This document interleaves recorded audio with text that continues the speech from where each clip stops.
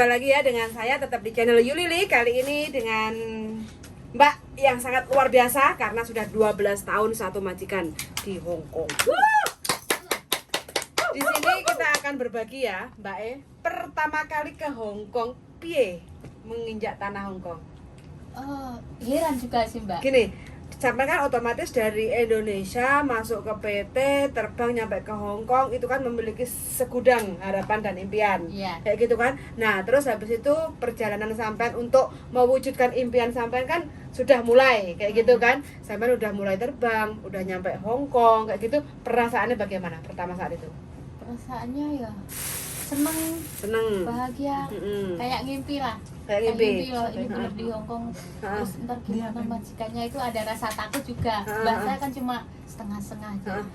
Belajar di PT juga nggak seperti yang di kita kita harian kita alami kan beda jauh lah. Kalau belajar ya nyisam sih gitulah. Tapi kalau kita menghadapi majikan langsung kan omongnya cepet, ini itu nggak paham, ini kau juga 9, kau itu bisa anjing lah, kau juga cukup, itu kan macam-macam cara penyampaiannya juga beda-beda.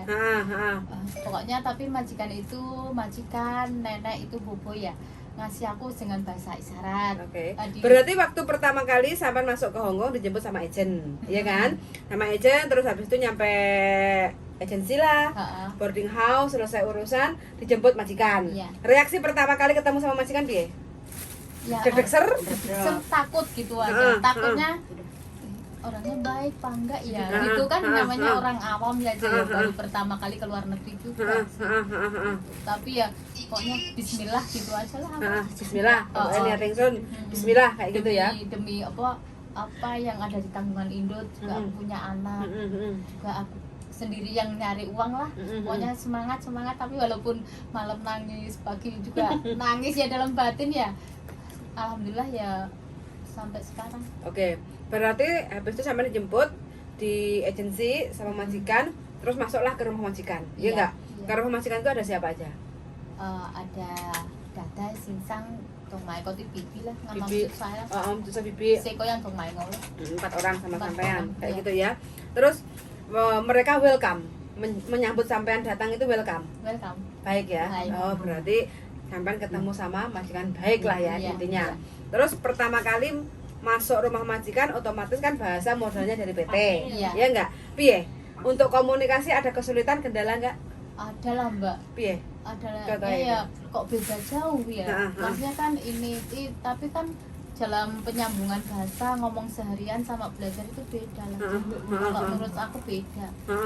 Kok apa ini ya, ngomongnya kan cepet banget, kalau kita kan pelan ya. Kalau orang sini kan cepet banget. Harusnya dengerin satu kayak ditranslate gitu. Terus cara solusinya sampean mengatasi kesulitan sama dalam bentuk bahasa aku piye? Aku tiap libur ketemu anak-anak Indo, ya dimanapun lah aku sering nanya, nggak pernah malu, pokoknya nggak pernah malu nanya. Terus aku belajar, ini apa ya sih, Mas Ganti ngomong ini, oh ini dari awal itu aku merangkai sendiri. Terus aku belajar dari anak mulai besar tumbuh gede kan, juga aku belajar bahasa sama dia, ngomong. Dia dipanggil bapaknya, kolelah kesini ya. Udah itu kan aku ngerti isyarat sama omongan. Terus dari itu aku mulai bisa pokoknya menyambungkan lah bahasa tubuh sama ternyata iki gitu. Pokoknya kita yang punya inisiatif diingat di ini sama kita praktekin.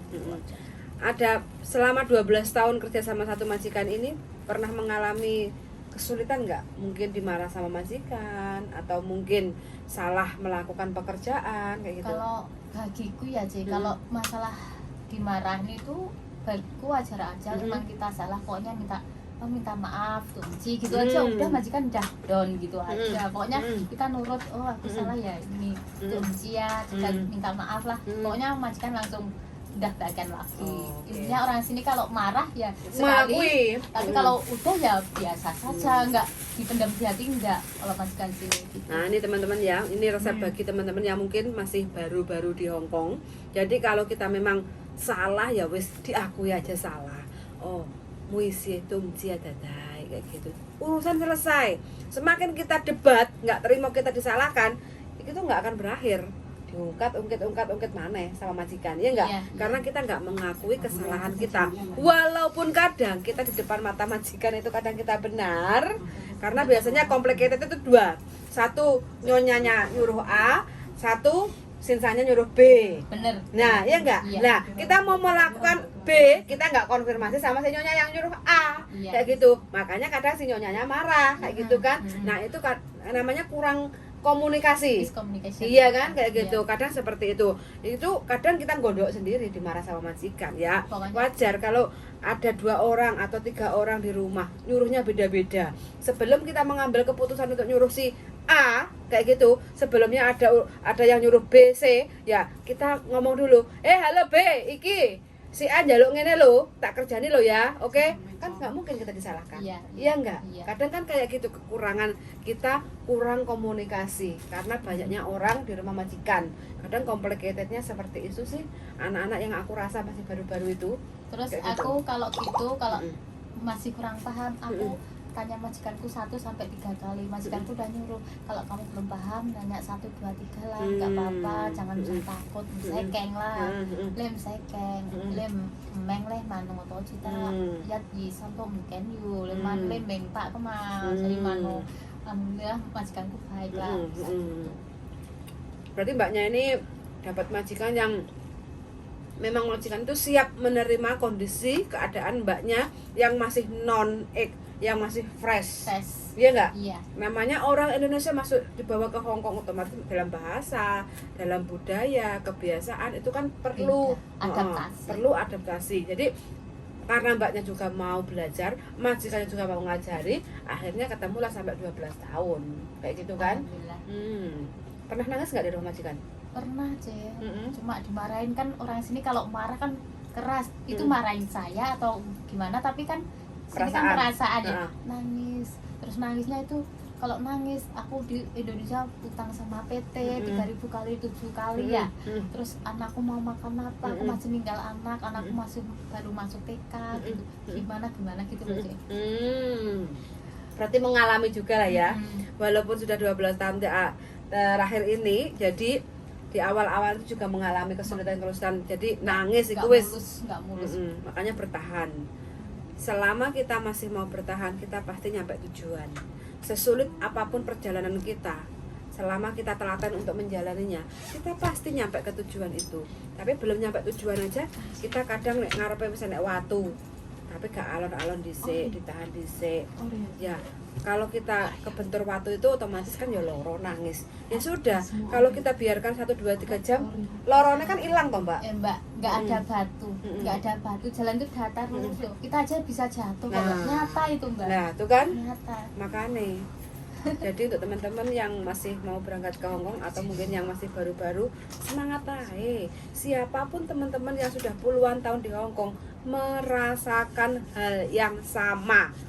Perih, nangis, kurang makan, pengen pulang, dimarah majikan, mikir utang.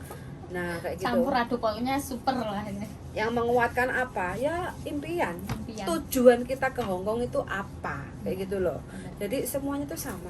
Bukan berarti orang yang 12 tahun di Hong Kong, 20 tahun di Hong Kong mulus tuh nggak ada. Semua perjalanannya pasti perihnya itu pasti ada lah kayak gitu. Tapi selama kita telaten ya pasti kita panen.